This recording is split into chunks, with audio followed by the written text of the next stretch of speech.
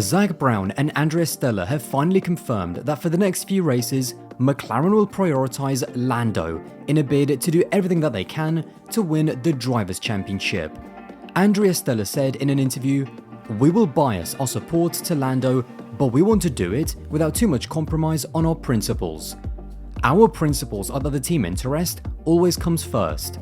Sportsmanship for us is important in the overall way we go racing. And then we want to be fair to both drivers. What we don't want to see anymore is a situation like in Monza in which we enter a chicane P1 and P2 and we exit P1 and P3, because that is a detriment to the team. After Monza, 3 objectives. We need to make sure that anything that happens on track is not to the detriment of the team.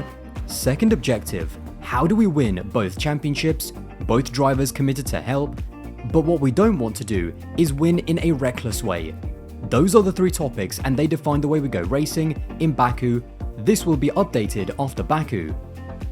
And now Zach Brown also echoed very similar comments on Dale Earnhardt Jr.'s podcast that literally released today, so it's clear that between Zach and Andrea this was a coordinated way to basically announce it to the media, announce it to the fans, and just set the record straight that they are gonna now prioritize Lando.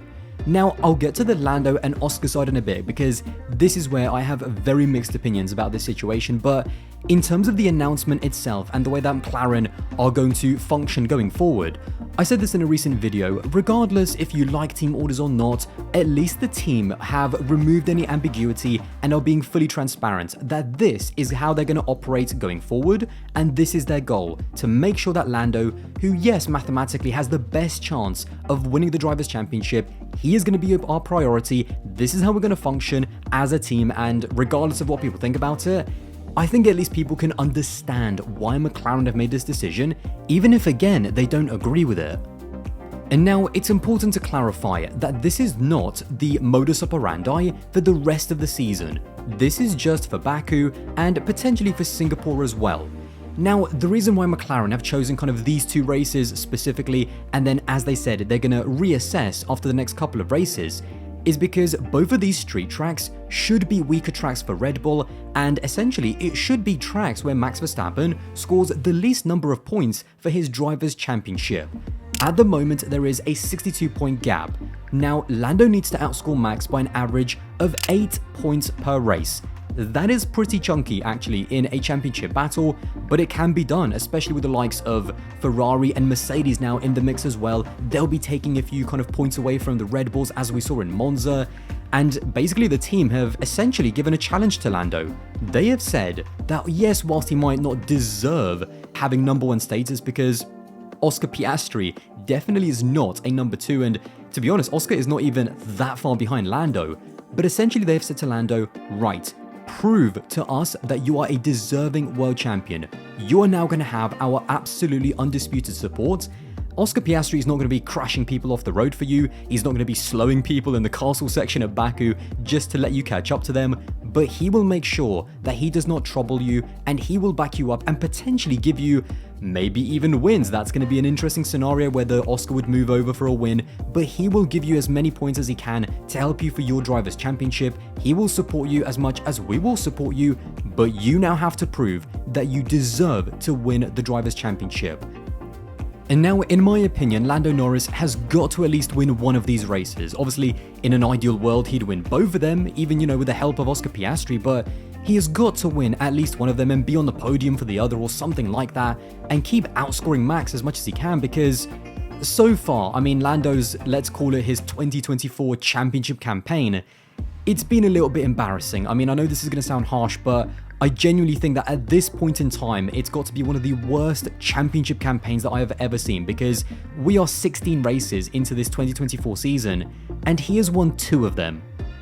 That's just not right. McLaren as a team have only won 3 races this season, and when you look at how good their car has been, to be honest, at the moment, I'm not sure they even deserve to win either of these 2 championships, but that's not really the point. They're in a position and the team has built their drivers a good enough car that they are in this position, but when you look at the kind of previous 2 wins that Lando has had, the one in Miami was a safety car assisted one, and even then he was actually quite far behind Oscar and Max before the safety car, and even the one in Zandvoort, as good as that was, that's a race that should be routine. when you have a dominant car, Zandvoort should just be another day in the office, but it was kind of built up as this kind of statement win. And again, don't get me wrong, over 20 seconds, ahead of Max Verstappen, that is very impressive, but we should be seeing a lot more of those. And I think the one thing that I've been really disappointed with Lando when it comes to winning races is that I am yet to see him win a race in against the odds situations. It's one thing when you have a dominant car and you completely nail the weekend, pole position and completely dominate the race. That is one thing.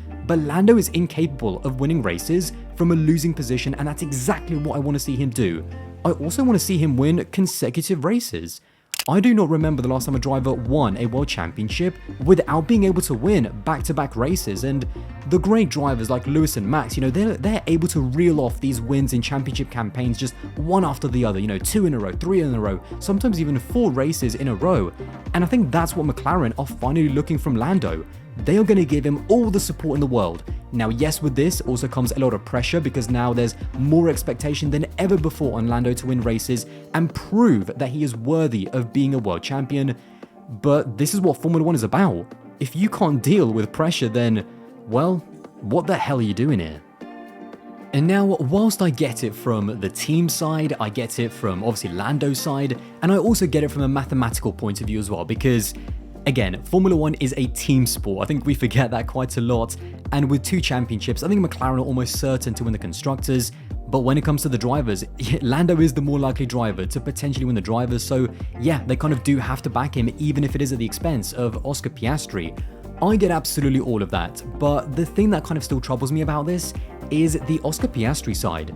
Oscar Piastri is not a number 2. Oscar Piastri is no one's number 2. I think he's potentially got a higher ceiling than Lando Norris, but he finds himself in a position through luck and through the way the season has panned out that he is the driver that's behind Lando, despite, in sometimes actually showing better qualities than Lando, for example, in race starts, in wheel-to-wheel, but luck has not been on his side and he hasn't executed sometimes as well as Lando and hasn't qualified as well as Lando. So I get all of that.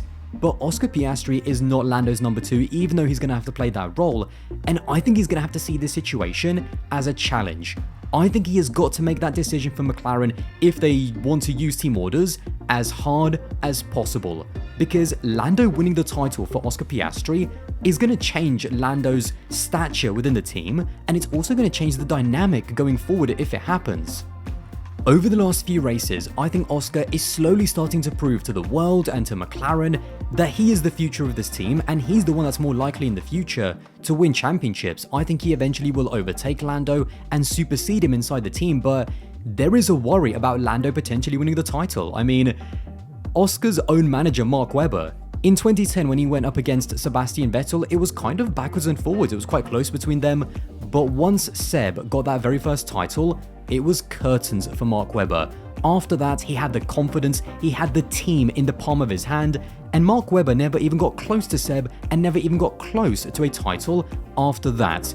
Now, I'm not saying that that situation is going to happen to Oscar, but it could. A world championship, whether it's deserving or not, can do a lot for a driver's psyche, and it could mean trouble for Oscar going forward, especially if the team gets more comfortable with using him as a number 2. So yeah, Oscar, as much as he's got to act and play, the kind of company role of, yes, I'll do what the team wants, and you could tell actually in his interviews that he is not 100% happy about this, and certainly when he was asked about whether he would give away a race win, that broke the ice a little bit on the Iceman. So yeah, you could tell that in the back of his mind he is not happy about this, and he has got to see this as motivation. He has got to use this to make it as hard as possible for the team, and he's got to use this to mentally break down Lando. And now, whilst the prioritization of Lando opens up a bigger opportunity for both McLaren and also Lando to win the Drivers' Championship with the support of Oscar, it also opens an opportunity for Oscar as well. Because if he goes out with Lando under massive pressure to perform and beats Lando in back-to-back races convincingly to the point where the team can't even use team orders because it would be wholly unfair, that would strike a mental hammer blow towards Lando, and that would set a massive marker within McLaren as well about his future as the leader of the team.